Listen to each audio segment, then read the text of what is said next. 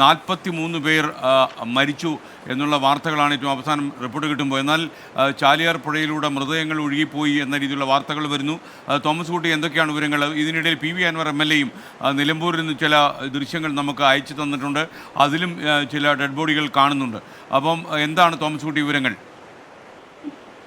ഇവിടുത്തെ ഒരു സ്ഥിതി എന്ന് പറയുന്നത് നിലവിലെ 11 മൃതദേഹങ്ങളാണ് ചാലിയാർ പുഴയിൽ നിന്നും കണ്ടെടുത്തിട്ടുള്ളത്.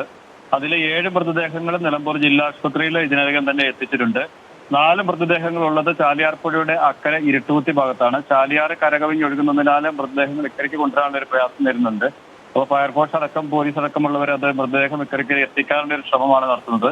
11 മൃതദേഹങ്ങൾ ഇതുവരെയും ചാലിയാർ പുഴയുടെ പോത്തുകലിന്റെ വിവിധ കടവുകളിൽ നിന്ന് കണ്ടെടുത്തിട്ടുള്ളത്. ഇതിൽ ചെറിയ കുട്ടിയുടെയും സ്ത്രീയുടെയും ഉൾപ്പെടെയുള്ള മൃതദേഹങ്ങളുണ്ട്. 7 മൃതദേഹങ്ങൾ ഈ ചൂരമലയിൽ നിന്നുള്ള മൃതദേഹങ്ങളുടെ എണ്ണവും കൂടാതെയാണോ ഇത്രയും മൃതദേഹങ്ങൾ ചാലിയാറിൽ കണ്ടെത്തിയത്?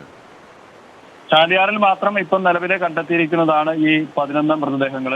അവിടെ നിന്നുള്ള ആളുകളെ ഒഴുകിയെത്തിയതാണോ എന്നുള്ള ഒരു നിഗമനത്തിലാണ് ഇപ്പോൾ ഉള്ളത്. എന്തായാലും ചാലിയാറിൽ നിന്ന് മാത്രം 11 മൃതദേഹങ്ങളാണ് ഇപ്പോൾ നിലവിൽ കണ്ടെടുത്തിട്ടുള്ളത്. 7 മൃതദേഹങ്ങൾ. തോമസ് കുട്ടി ഒന്ന് ടെലിഫോണിൽ നിൽക്കുക. സുർജിത്ത് ഇപ്പോഴത്തെ ടെലിഫോൺ ലൈനിൽ ഉണ്ടെങ്കിൽ യഥാർത്ഥത്തിൽ ഈ മൃതദേഹങ്ങൾ കണക്ക് കറക്റ്റാണോ? ഈ നിലമ്പൂരിലെ കൂടി ചേർത്താണോ നമ്മൾ ഈ 43 പേരെന്ന് പറയുന്നത്? നിലമ്പൂരിലെ കൂട്ടിച്ചേർത്താണ് നിലമ്പൂരിൽ 11 മൃതദേഹങ്ങൾ ചാലിയാറിൽ കണ്ടെടുത്തു എന്നുള്ള വിവരമുണ്ട്. അതുകൂടി ചേർത്താണ് 38 മൃതദേഹങ്ങൾ ഇവിടെ നിന്ന് കണ്ടെടുക്കാൻ കഴിഞ്ഞിട്ടുണ്ട് എന്നുള്ളതാണ് വ്യക്തമാകുന്നത്. ഏറ്റവും ഒടുവിൽ അങ്ങനെയാണ് ഈ കണക്കുകൾ ലഭിച്ചിട്ടുള്ളത്. പക്ഷേ ഇതൊരു ഔദ്യോഗിക സ്ഥിരീകരണമല്ല, ഔദ്യോഗികമായി കൊടുക്കാൻ കഴിയുന്നതും അല്ല. ഇത് അനൌദ്യോഗികമായി സ്ഥിരീകരിക്കുന്ന രക്ഷാപ്രവർത്തകർ. തോമസ് കുട്ടി തുടരുകയാണ്. തോമസ് കുട്ടി പറയൂ. പി വി അൻവർ MLA അടക്കമുള്ളവര്, പോത്തുകൽ പഞ്ചായത്ത് പ്രസിഡന്റ് വിദ്യാരാജൻ അടക്കമുള്ളവര് സ്ഥലത്തെത്തിച്ച് മറ്റു കാര്യങ്ങൾ നോക്കുന്നുണ്ട്. പുഴയിൽ വെള്ളം ഉയരുന്നത് വലിയൊരു ആശങ്ക വർദ്ധിപ്പിക്കുന്നുണ്ട്. പ്രത്യേകിച്ച് 2019 കവളപ്പാറ അടക്കമുള്ള ദുരന്തങ്ങൾക്ക് സാക്ഷ്യം വഹിച്ച മേഖല എന്ന നിലയിൽ ഏത് സമയത്തും ചാലിയാർ പുഴയിൽ വ്യാപകമായി വെള്ളം ഉയരാൻ സാധ്യതയുള്ളതുകൊണ്ട് ഈ മൃതദേഹങ്ങൾ കണ്ടെടുക്കുന്ന സ്ഥലത്തു നിന്ന് മാറി നിൽക്കാൻ MLA ഒരു പ്രത്യേക നിർദ്ദേശം ജനങ്ങൾക്ക് കൊടുത്തിട്ടുണ്ട്. മലവെള്ളപ്പാച്ചിൽ വ്യാപകമായി എത്തുന്ന പുഴ എന്ന നിലയിലാണ്. ഇതിൽ ചില മൃതദേഹങ്ങൾ കമന്ന് കിടക്കുന്ന, പനങ്കയം പാർക്കിന്റെ ഭാഗത്തുനിന്ന് കമന്ന് കിടക്കുന്ന രീതിയിലുള്ള ഒരു മൃതദേഹമാണ് കിട്ടിയത്. വളരെ സങ്കടകരമായ അവസ്ഥയിലാണ്. ചില ഭാഗങ്ങളിൽ കയ്യ കാല എന്നിവ വേർപെട്ട നിലയിലാണ്. ഇപ്പോൾ നമ്മൾ ജില്ലാ ആശുപത്രിയിൽ എത്തിച്ചിരിക്കുന്ന 7 മൃതദേഹങ്ങൾക്കൊപ്പം 2 കൈകളുടെ ഒറ്റപ്പെട്ട ഭാഗങ്ങൾ കൂടി എത്തിയിട്ടുണ്ട്. ചാലിയാറിനെ സംബന്ധിച്ചിടത്തോളം ഏറ്റവും ദയനീയമായ ഒരു കാഴ്ചയാണ്. കവളപ്പാറ ദുരന്തത്തിന് ശേഷം ഒരു നാടിനെ ഒന്നടക്കം ആശങ്കപ്പെടുത്തിയ ഒരു സംഭവം ഇപ്പോൾ ഉണ്ടായിരിക്കുന്നു. നാട് രാവിലെ തന്നെ നാട് ഒന്നടക്കം പോലീസ്, ഫയർഫോഴ്സ്, ERF അടക്കം സമസ്ത മേഖലകളിലുള്ള ജനപ്രതിനിധികൾ, നാട്ടുകാരെല്ലാം രക്ഷാപ്രവർത്തനത്തിന്റെ ഭാഗമായി ഈ ഭാഗങ്ങളിലേക്ക് എത്തിയിട്ടുണ്ട്. ഇപ്പോൾ വലിയൊരു പ്രശ്നം എന്ന് വെച്ചാൽ ഇരുട്ടുകുത്തിയിൽ നിലവിലുണ്ടായിരുന്ന പാലം തകർന്നതിനാൽ അവിടെ 4-5 ആദിവാസി ഗോത്രങ്ങൾ വിഭാഗങ്ങൾ ഒറ്റപ്പെട്ട് കിടക്കുകയാണ്. ആ ഭാഗത്താണ് ഇപ്പോൾ ഈ 4 മൃതദേഹങ്ങളുള്ളത്. അത് അടിയന്തരമായി ജില്ലാശുപത്രിയിലേക്ക് കൊണ്ടുവരാനുള്ള നടപടികളാണ് പുരോഗമിച്ചുകൊണ്ടിരിക്കുന്നത്. കൂടുതൽ മൃതദേഹങ്ങൾ ഉണ്ടോ എന്നുള്ള കാര്യത്തിലും ആളുകൾ വളരെ ജാഗ്രതയോടെ നിരീക്ഷണം നടത്തി വരുന്നുണ്ട്. തോമസ് കുട്ടിയാണ് വിവരങ്ങൾ നൽകിയത് ചാലിയാറിൽ നിന്നും. ചാലിയാറിലെ അന്തരീക്ഷവും വളരെ ഭീതിപ്പെടുത്തുന്നത് തന്നെയാണ് എന്നാണ് അവിടെ സന്ദർശിച്ചുള്ള പി വി അൻവർ നമ്മളെ അറിയിച്ചിരിക്കുന്നത്. അവിടെ നിന്നുള്ള ചില ദൃശ്യങ്ങൾ പി വി അൻവർ MLA നമ്മളുമായി പങ്കുവച്ചിട്ടുണ്ട്. നമുക്ക് കണ്ടാൽ ഭയന്നു പോകുന്ന, പേടിപ്പെടുന്ന ദൃശ്യങ്ങളാണ്. അംഗഭംഗം വന്ന മൃതദേഹങ്ങൾ, അതുപോലെ കാടിനുള്ളിൽ അമർന്ന് കിടക്കുന്ന മൃതദേഹങ്ങൾ, ഇങ്ങനെ ചിലതൊക്കെ തന്നെ ഈ പി വി അൻവർ നമുക്ക് ഇപ്പോൾ അയച്ചിട്ടുണ്ട്. അദ്ദേഹം നിലമ്പൂരിൽ ക്യാമ്പ് ചെയ്ത് അദ്ദേഹം പ്രവർത്തനങ്ങൾ ഏർപ്പെട്ടിരിക്കുകയാണെന്നാണ് ഞാൻ മനസ്സിലാക്കുന്നത്. അല്പം കഴിയുമ്പോൾ നമുക്ക് അദ്ദേഹവുമായി ബന്ധപ്പെടാൻ കഴിയുമെന്നാണ് ഞാൻ വിശ്വസിക്കുന്നത്. ഏറ്റവും സങ്കടപ്പെടുന്ന കാഴ്ചകൾ തന്നെയാണ് ഇപ്പോൾ ഈ വയനാട്ടിൽ നിന്ന് വരുന്നത്. കേരളം ഈ അടുത്ത കാലം കണ്ട ഏറ്റവും വലിയ ദുരന്തങ്ങളിലൊന്നായി വയനാട് മാറുകയാണ്. ഔദ്യോഗികമായി സ്ഥിരീകരിച്ചിട്ടില്ലെങ്കിൽ പോലും ഇപ്പോൾ 43 പേർ മരിച്ചു എന്നാണ് നമുക്ക് ലഭിക്കുന്ന റിപ്പോർട്ടുകൾ. എന്നാൽ ഈ മരണസംഖ്യ കൂടാൻ സാധ്യതയുണ്ട്. മാത്രമല്ല ചില ദേശീയപാതയിലൊക്കെ തന്നെ ഉരുളൻ കല്ലുകൾ വീണ് കിടക്കുന്നുണ്ട്. ഗതാഗതം ചില സ്ഥലങ്ങളിൽ തടസ്സപ്പെട്ടിട്ടുണ്ട് എന്നും മനസ്സിലാക്കുന്നു. മാത്രമല്ല അവിടെ ഇപ്പോൾ നിലനിൽക്കുന്ന കാലാവസ്ഥയും ഈ രക്ഷാപ്രവർത്തനത്തിന് ഒട്ടും അനുകൂലമല്ല എന്നാണ് ഞാൻ മനസ്സിലാക്കുന്നത്. KR ഗോപികൃഷ്ണൻ കൂടി നമുക്കൊപ്പം ചേരുകയാണ്. ഗോപികൃഷ്ണൻ, ഏറ്റവും ലേറ്റസ്റ്റ് ആയിട്ടുള്ള മറ്റു വിവരങ്ങൾ എന്തൊക്കെയാണ് വയനാട്ടിൽ നിന്ന്?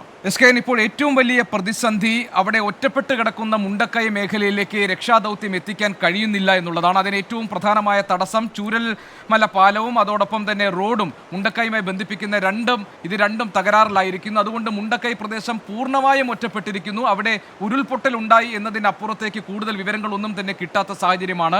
250 പേരടങ്ങുന്ന NDRFന്റെ സംഘം ഇപ്പോൾ രക്ഷാദൗത്യം നടത്തുന്നത് ചൂരൽപ്പുഴയ്ക്ക് ഒരു ഭാഗത്ത് മാത്രമാണ്. മറുഭാഗത്തേക്ക് എത്താനുള്ള സാഹചര്യം ഇപ്പോഴില്ല. അതുകൊണ്ട് തന്നെ സൈന്യം എങ്ങനെയാണ് ഈ വിഷയത്തിൽ ഇടപെടുക എന്നതിൽ വളരെ ആകാംക്ഷയോടുകൂടി കാത്തു നിൽക്കുകയാണ് നമ്മൾ എല്ലാവരും.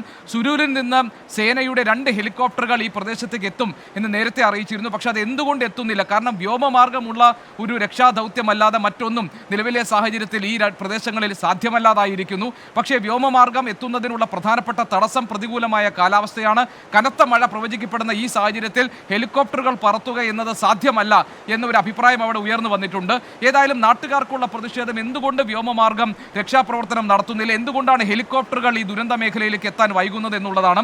ഏതായാലും ഈ കാര്യത്തിൽ ഇപ്പോഴും വ്യക്തതയില്ലാതെ നിൽക്കുന്നു. ഒരുപക്ഷേ വ്യോമമാർഗമുള്ള ഒരു രക്ഷാദൗത്യത്തിന് സൈന്യം മുതിർന്നേക്കും. ഏതായാലും സേനയുടെ സംഘാംഗങ്ങൾ എത്തിയ ശേഷം മാത്രമേ ഒരു താൽക്കാലിക പാലം പണിതുകൊണ്ട് മുണ്ടക്കൈയിലേക്ക് എത്താൻ കഴിയൂ. മുണ്ടക്കൈയിൽ എത്ര പേർ കുടുങ്ങിക്കിടക്കുന്നുണ്ട്, എത്ര പേർ മണ്ണിനടിയിലും തകർന്നു വീണ കെട്ടിടങ്ങൾക്കടിയിലുമായി കുടുങ്ങിക്കിടക്കുന്നുണ്ട്, എത്ര പേരാണ് രക്ഷയ്ക്കായി കാത്തു നിൽക്കുന്നത് എന്നതൊന്നും സംബന്ധിച്ച ഒരു വിവരവും നിലവിലില്ല. നമുക്കറിയാം 2019 ഉരുൾപൊട്ടലുണ്ടായ പുത്തുമലയിൽ നിന്ന് ഏതാനും കിലോമീറ്ററുകൾ മാത്രം അകലെയുള്ള പ്രദേശമാണ് ചൂരൽമല.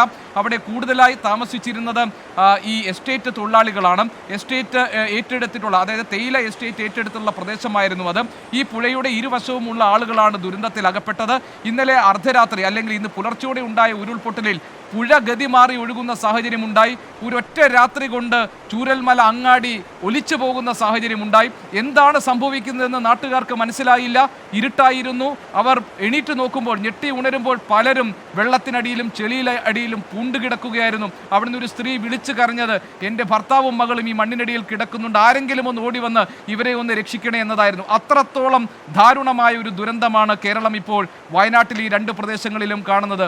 SKN, അതുകൊണ്ട് തന്നെ ഇനിയും രക്ഷാദൗത്യം ഏത് ദിശയിലായിരിക്കും സഞ്ചരിക്കുക എന്നതിനെ ആശ്രയിച്ചാണ് ഇപ്പോൾ രക്ഷ കാത്തു നിൽക്കുന്ന, ജീവൻ കയ്യിൽ പിടിച്ചു നിൽക്കുന്ന ആളുകളുടെ മടങ്ങിവരവ് സാധ്യമാക്കുകയുള്ളൂ. അവരെ രക്ഷപ്പെടുത്തണമെന്നാവശ്യപ്പെട്ട് നിരവധി പേർ നമ്മുടെ ഓഫീസുകളിലേക്കൊക്കെ ഫോൺ ചെയ്യുന്നുണ്ട്. പല ആളുകളും 1000-ഓളം ആളുകളൊക്കെ കുടുങ്ങിക്കിടക്കുന്നുണ്ട് എന്ന് വിഭ്രാന്തിയിൽ അവർ വിളിച്ചു പറയുന്നുണ്ട്. അവരെ ഏതെങ്കിലും വിധേന രക്ഷപ്പെടുത്തണം, നിങ്ങൾ എന്തെങ്കിലും ഒന്ന് ചെയ്യൂ എന്ന് ആവശ്യപ്പെട്ടുകൊണ്ട് നമുക്ക് വരുന്ന ഫോൺ കോളുകളും സന്ദേശങ്ങളും ധാരാളമുണ്ട്.